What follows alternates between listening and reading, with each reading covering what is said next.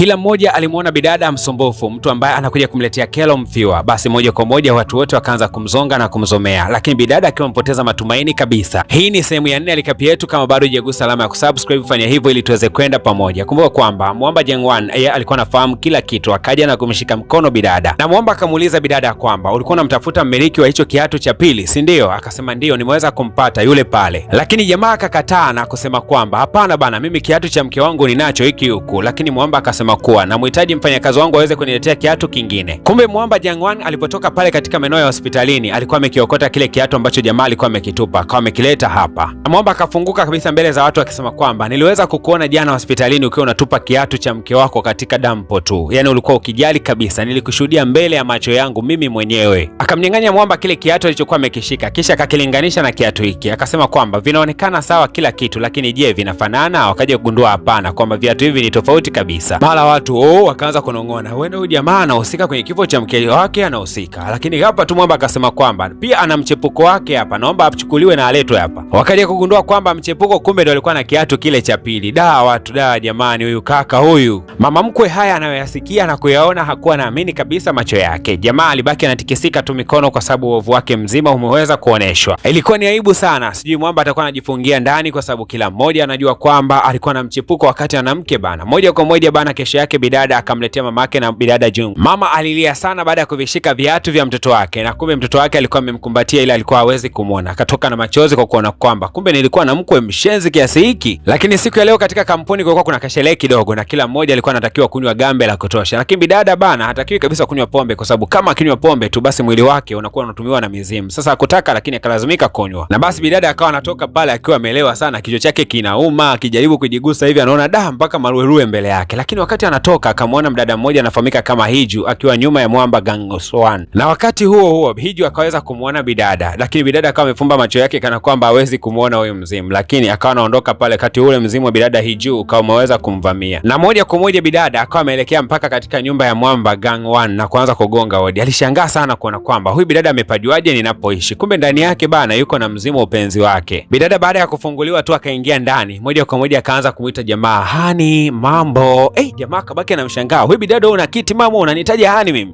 Jamani, upendezi ukiwa mkali hivyo, uwe mpole basi. Sasa namna ambavyo bidada anaongea, jamaa akaanza kumkumbuka mpenzi wake anayefahamika kama Hiju. Jamaa alishangaa sana kumwona bidada mbele yake, akanamwambia kwamba mbona unaongea kama vile mpenzi wangu? Basi akaendelea kuongea pale. Asubuhi inakucha bana, bidada anakuja kushtuka na kugundua kwamba yupo kando ya Mwamba. Bidada unajua akahisi kama yuko kuota, akawa anacheka sana, jamani ndoto hivi, naota niko kwa bosi wangu. Mwamba naye akafungua macho akamuuliza, "Wewe unaitwa nani?" Bidada kama amemkumbatia, "Nashukuru jamani, nimeweza kukuota leo bosi wangu, eti na mimi umeweza kunikumbatia." Wow. Jamaa akasema, "Oi, toka hapo bana, vipi wewe?" Hapo ndo bidada akashtuka kwamba alikuwa haoti. Ikabidi kuuliza, "Nimekujaje hapa na kwa nini niko hapa?" Mwamba akasema, "Hii ni nyumba yangu, nyumba niliweza kuijenga mimi mwenyewe." Bidada akasema, jamani, nyumba nzuri kama hoteli. Lakini nimefurahi sana kuwepo hapa kwa sababu kuna kipindi kimoja hivi nimewahi kulala nikaamkia makaburini. Kumbe bana kuna mzimu ulikuwa umeweza kunivamia na moja kwa moja ukanipeleka makaburini. Lakini nashukuru kwa sababu siku leo nimeamkia katika kitanda cha mwanaume." Bidada akasema, "Huenda labda mimi nilikuwa nimevamiwa na mzimu kwa sababu nisingeweza kufika hapa nyumbani kwako nikiwa siwezi kupajua. Alafu wewe kaka, hujanifanyia chochote wewe kaka, hebu niambie basi." Mwamba kidogo hii point ikaanza kumuingia akilini mwake. Akasema kuwa kama ni kweli kabisa uliweza kuvamiwa na mpenzi wangu, nataka nimuulize maswali kadhaa. Ni nani aliweza kumtekaga kipindi chake cha zamani? Lakini bidada akasema kwamba yeye hakumbuki chochote na ajue alivamiwa na mzimu wa namna gani. Lakini story inatuonyesha kwamba miaka kadhaa iliyoweza kupita, Mwamba aliwahi kuvamiwa akiwa na huyo mpenzi wake. Na walipokuwa wamemteka Mwamba Jangwan, walikuwa wametaka familia yake iweze kutoa pete ya almasi na mkufu ambao ulikuwa na thamani zaidi ya bilioni 1 na walikuwa kiutaka sana huo.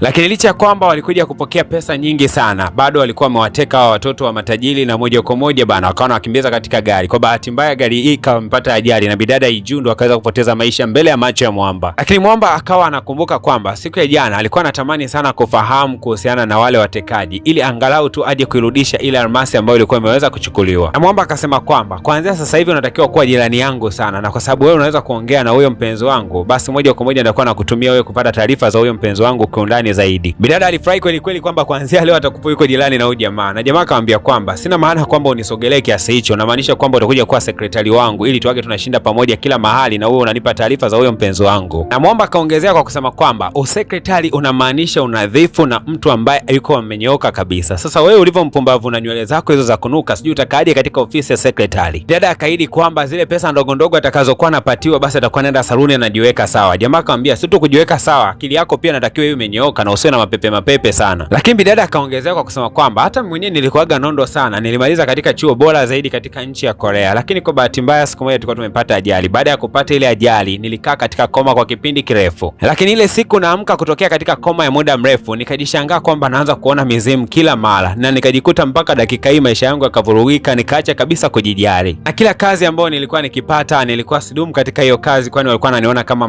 mawenge kwa sababu tu nilikuwa naona mizimu. Nikawa mfukuzwa kazi kama nyingi sana, kwa mpaka dakika hii nikawa nalandalanda tu mitaani. Kwa mara ya kwanza nakwenda kuajiliwa katika kampuni ambayo mtu anajua hali yangu ya kwamba mimi naweza kuona mizimu na ananitegemea. Ni wewe eti? Jamaa akamwambia bidada aache kufurahia kishamba, kama amempatia namba yake ya simu. Bidada anafurahi tu kuona amepata namba ya mshikaji, kwamba dakika yote tu atakuwa anampigia jamaa. Siku ya leo katika mgahawa mmoja hivi wa kitajiri kweli kweli, kuna bidada mmoja anafahamika kama Iliang, alikuwa akipiga stori wakimzungumzia Gangshu, wakisema kwamba bidada Gangshu kipindi chake alikuwa ni hatari darasani, alikuwa anakimbiza vibaya mno. Alafu eti watu wakaanza kumuita jua kubwa lenye mng'ao wa ajabu. Alafu eti mimi wakawa wananiita kajua kadogo kwa sababu nilikuwa mrembo ila sikuwa mzuri sana darasani. Bidada anaeleza kwamba alikuwa analichukia sana lile jina alilokuwa anaitwa jua dogo, kwa sababu ni kama vile alikuwa yeye amesimama kwa niaba ya bidada Gangsu. Lakini huyu mfanyakazi wake akamwambia kwamba sasa hivi wewe ndio big sun, yani jua kubwa, kwa sababu hayuko tena big sun yule wa kipindi kile, sasa hivi ni wewe tu yani. Lakini wakati wanaendelea kupiga story, kuna mwanamke mmoja hivi mrembo kweli kweli alikuwa akijitazama katika kioo na anajichekelea. Watu walikuwa hawajui kabisa kwamba kumbe nyuma yake kuna mzimu ambao ukawa unasema kwamba nitakufanya uwe mrembo kupita kawaida.